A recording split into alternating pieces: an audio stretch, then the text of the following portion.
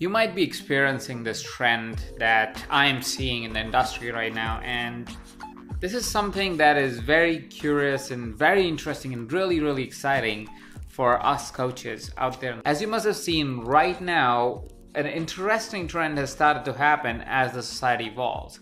As the society is evolving, what's happening is with technology starting to take over a lot of roles and a lot of responsibilities off our hands and just making them automated, what's happening is that us as individuals, as humans, are required almost to do higher quality jobs. What is also happening interesting right now as a trend is that two different generations are merging right now at the workplace, the baby boomers and the millennials. The other day I was speaking to an entrepreneur and we talked about how it is so much harder right now for somebody who is a baby boomer to be able to really work with a millennial, with somebody who's just come into the workforce, because they just don't understand how to communicate with them and what their drive is and what their direction is. These trends may sound alarming to somebody who has a pessimistic view of the world, but these are actually really interesting trends. This shows the merger of technology and humanity together. It shows how we will need to learn more and more about each other and be able to show up in a very different light, because we are different human beings and the way we perceive life is very different because we come from different generations. And what you might also experience right now, and you must have experienced this in your coaching business, is that all of a sudden your business is thriving. Your coaching business is going through the roof. And that's happening because there is an increased need and understanding, more importantly, understanding of coaching as a requirement. Now we are seeing not only companies but schools bringing in coaching as a requirement. A few months ago, I was sitting down with some teachers from Finland, and they were sharing how in Finland, in the Finnish education system, coaching is or coaching ability is a requirement for teachers. Teachers are now required to learn how to be able to coach students, because now as humanity, we've moved from a stage of asking only the question of, hey, how can we teach our students, but we've also gone to the question of how do we create true change. And one of the big answers of creating true change, of course, is coaching. Now, as society starts to thrive and we need more and more coaches, our businesses are going to thrive. And if your business is not thriving, let's talk about it in a second. But most of our businesses are thriving. They're growing because the industry is growing. So we are growing as an after effect. It's easier to get your foot in the door in companies. It's easier to open up a conversation on a personal level and really have a conversation about coaching. You don't have to explain the term coaching anymore. And that is all wonderful.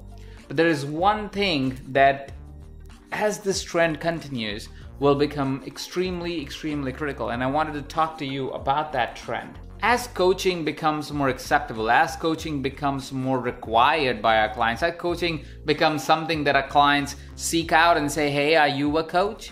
As more and more visibility comes to this profession, more and more acceptability comes to this profession, what would start to happen is the expectation from a coach is going to go up. You see, as any industry, our industry is experiencing currently a trend of a lot of new coaches, a lot of new clients, and everybody experiencing some transformative results with just the bare minimum, right? It's almost like thinking about a razor industry, right? When the razors came in, to just all they had to say was, I will give you a shave. And that's all you needed in your razor, is to just have a shave. But as the understanding around shaving evolved, people started to learn, oh, well, you need a better shaver, your skin can get cut, so on and so forth, right? I know this is a commodity example I'm placing on an intellectual profession like coaching, but a similar trend has to come through. What will happen is your clients will have a bigger expectation of you. What will happen is your clients would say, well, I need to see more results, more outcomes while I'm working with my coach. I need my coach to be more informed. I need my coach to be more aware. I need my coach to be more present. And how do you do that as a coach? How do you bring yourself to constantly be in a state of learning, in a state of presence, in a state of growth, in a state of increasing the output that you create with your clients? Now, You already know that being a great coach is a fundamental to creating a great coaching business. If you can transform lives really well, if you can get your clients to be able to get the outcomes that they seek, if you can take them out of pain, it is also very likely that you run a profitable and successful coaching business. You see, if you can work with your clients and you can take them through the process and evolve that process as you go along and get them the results that you need to get them to, you will end up enrolling clients at a higher price point. You will be able to create more transformations with your clients, which means it'll be easier to get referrals. It will also be easier to re-enroll these clients because now they've got some fundamentally powerful results by working with you. There is a huge opportunity that awaits us as a coach if we are willing to do that one fundamental thing that we all know to be true is fundamental to success as a coach. To be curious and to learn and train at all times for a better method, for a better strategy, for a better outcome that you can generate for your clients. And I want to invite you to do a little exercise. Do a little exercise on thinking about the 3 components of transformative training for yourself.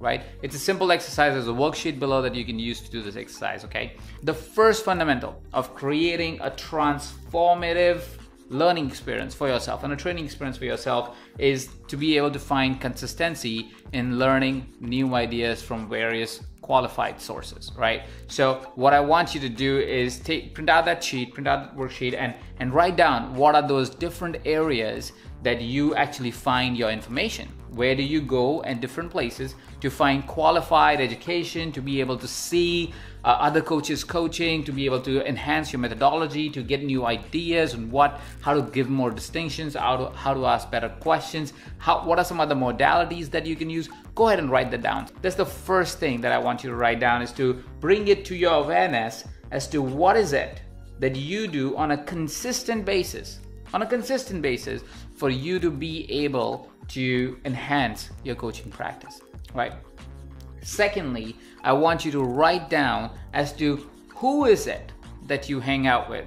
Who is it that you hang out with that always allows you to be able to be better as a coach? It's popularly said that you are the sum of the 5 closest people that you hang out with all the time, right? Which means that if you're hanging out with people who are progressive, if you're hanging out with people who are forward thinking, if you're hanging out with other coaches who are learning new things and are willing to brainstorm that with you, you are more likely to constantly evolve your practice in context of your learning and the outcome that you get for your clients. So how is it and who is it that you are hanging out with that allows you to constantly evolve your coaching practice? I want you to write down how is it and who is it that you are hanging out with that you naturally will be able to enhance your coaching practice, right? Go ahead and write that down. And thirdly, are you being practical in your learning, right? And that question comes because a lot of times what happens is when we answer the first question about how are we learning, we tend to think about very theoretical things, right? We'll read a book and that's how I get it. It's very theoretical. There's no practicality in that process. So I want to invite you to think about how are you practically learning about better coaching methodologies. Are you watching other coaches coach? Is it a way that you can practically test and try different ideas? And I want you to write down how's that practicality coming into your coaching learning and your training around your coaching methodology. So there are 3 fundamental questions that are very simple to answer, and you probably have answers to all of those. Just go ahead and write down that how do you learn and how are you getting access to most qualified education that you can get? Second, who are you hanging out with? Because if you hang out with the right people, your training and coaching becomes better. And lastly, how are you making it all practical? How are you getting practical trainings? Not impractical theoretical stuff, but practical stuff, so you can actually test and execute and come back with feedback knowing that this worked or this didn't, right? Because it's very important to have learning to be practical. So on that note, I wanted to show this opportunity to you because sometimes, like I said, what might happen is because you are so much in the grind that you might not realize that there is so much more scope of you being out there, being able to create abundance for yourself, to be able to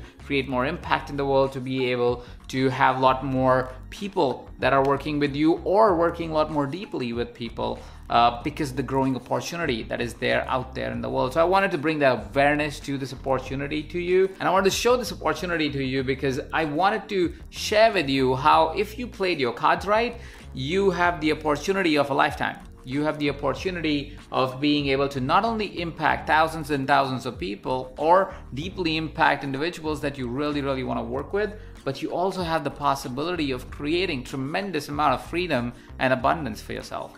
Because as you go deeper and become better at coaching people, you tend to become better at building your business, and that would of course bring a lot more freedom, a lot more joy, and a lot more abundance to you. So with that opportunity, I want to invite you to answer the 3 questions that I've asked you today, so it brings some clarity to you as to how are you becoming a better coach.